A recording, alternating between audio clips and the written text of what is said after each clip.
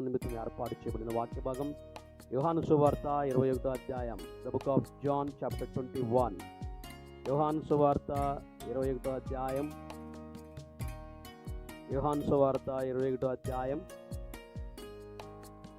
మొదటి నుంచి 2-3 వచనాలు చదువుకుందాం. అటు తర్వాత యేసు తిబేరియా సముద్ర తీరమున శిష్యులకు మరలా తన్ను ప్రత్యక్షపరచుకునేను.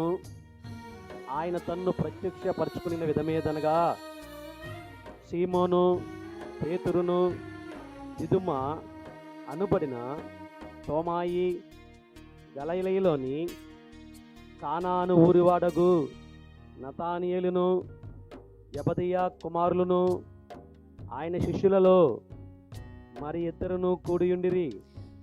సీమోను పేతురు, నేను చేపలు పట్టబోదునని వారితో అనగా, వారు మేమును నీతో కూడా వచ్చిదమనిరి.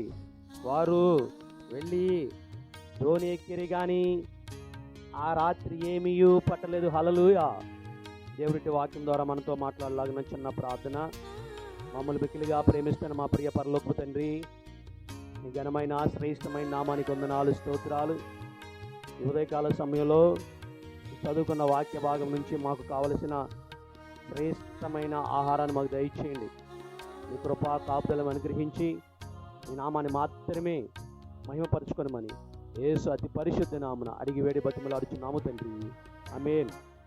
ప్రియమైన దేవుని బిడ్డలారా, మరి యేసు ప్రభు ఆరోహణమైన తర్వాత, అంటే ఆరోహణం అయ్యే ముందు, పునరుద్ధానమైన తర్వాత అంటే సమాధిని గెలిచి లేచాడు. నేను ఎన్ని దినాలు ఉన్నారని చెప్పాను? ఈ లోకంలో 40 దినాలు ఉన్నారు ఇక్కడ. 40 దినాల తర్వాతే పరలోకాన్ని ఆరోహణం అయ్యాడు. ఈ 40 దినాల్లో మొట్టమొదటిగా మగ్దలేని మరికి, ఆ తదుపరి అమ్మాయి గ్రామస్తులకి, యేసుప్రభు శిష్యులకి కనిపిస్తూ ఉన్నాడు తదుపరిగా. ఎందుకంటే అది పునరుద్ధానానికి ప్రూఫ్. ఆయన తిరిగి లేచాడనడానికి నిదర్శనంగా అనేక మందికి కనపడ్డాడు. ఆయన అనేక మందికి దర్శించాడు. ఆయన అనేక మందితో మాట్లాడాడు. ఆయన అనేక మందితో గడిపాడు. ఆయన అందుకే ఆయన అనేక మంది శిష్యులకి కనబడటం జరిగింది. అందుకే ఇక్కడ చదువుకున్న వాక్య భాగంలో అటు తర్వాత యేసు తిబేరియా సముద్ర తీరమున శిష్యులకు మరలా తన్ను ప్రత్యక్షపరచుకునేను. మరలా అంటే మొదట ఎప్పుడు ప్రత్యక్షపరచుకున్నాడు? పోయిన వారం చదువుకున్నాం. యేసు ప్రభు శిష్యులకు ప్రత్యక్షపరచుకున్న వాక్యాన్ని మనం పోయిన వారం నేర్చుకున్నాం. ఏది? తోమా గారి అనుమానం. యేసు ప్రభు శిష్యులు రూమ్లో కూర్చొని వణిగిపోతున్నారు.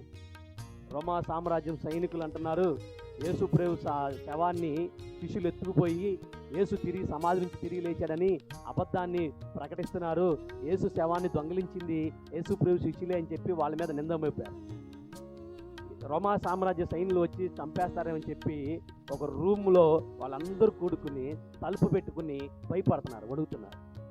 ఆ సమయంలో గెడగానే ఉంది, యేసుప్రభు వాళ్ళకి ప్రత్యక్షమయ్యాడు. మొదటిసారి ప్రత్యక్షమైనప్పుడు తోమా లేడు. తోమా మళ్ళీ వచ్చినప్పుడు శిష్యులు మిగతా వాళ్ళు అన్నారు, అయ్యా ప్రభు వచ్చాడంటే నేను నమ్మను. దేవుని యొక్క చేతుల్లో రంధ్రాలు ఉన్నాయి. నేను అదే చెప్పాను, ఒక ఐడెంటిటీ కార్డ్, మీకు ఆధార్ కార్డులో ఐడెంటిఫికేషన్స్ ఉంటాయి. లేదంటే 10th క్లాస్ సర్టిఫికేట్ మీద మోల్స్ రాస్తారు, చిహ్నాలు రాస్తారు. ఎక్కడైతే పుట్టుమచ్చలు ఉన్నాయో వాటిని మొహం మీద, చేతుల మీద ఉన్న పుట్టుమచ్చలు ఐడెంటిఫికేషన్ కోసం రాస్తారు. అది యూనిక్ ఐడెంటిఫికేషన్ కోసం ఆ యొక్క చిహ్నాలు రాస్తారు. కాబట్టి మనిషిని, ఈ వ్యక్తి ఈ 10th క్లాస్ కంప్లీట్ చేసిన ఈ వ్యక్తి, ఇదే పేరుతో వ్యక్తి, నిర్మలరావు అనే పేరు వ్యక్తి అవునా కాదా అనటానికి ఆ సర్టిఫికేట్ మీద కొన్ని ఐడెంటిఫికేషన్ రాస్తారు.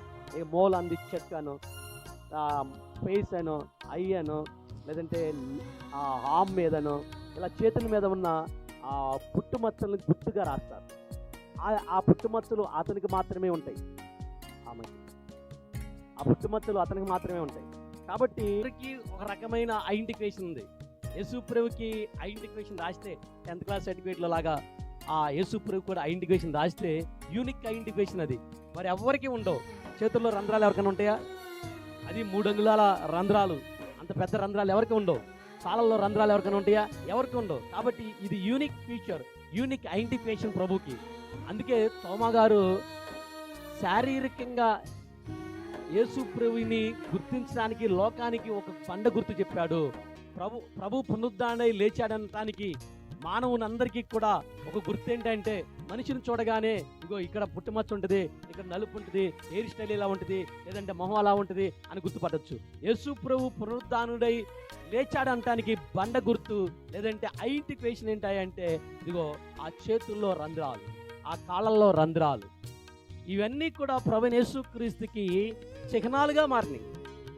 ఇవన్నీ కూడా ప్రభువైన యేసుక్రీస్తుకి రంధ్రాలు. అంటే అది చూసే తోమా గారు యేసు ప్రభువుని విశ్వసించాడు. అవి చూసే యేసు ప్రభువుని ఒక ప్రభువుగా గుర్తించాడు ప్రభువైన యేసుక్రీస్తుని తోమా గారు. కాబట్టి ప్రియమైన దేవుని బిడ్డలారా, there is only one unique feature for the God, that is the whole.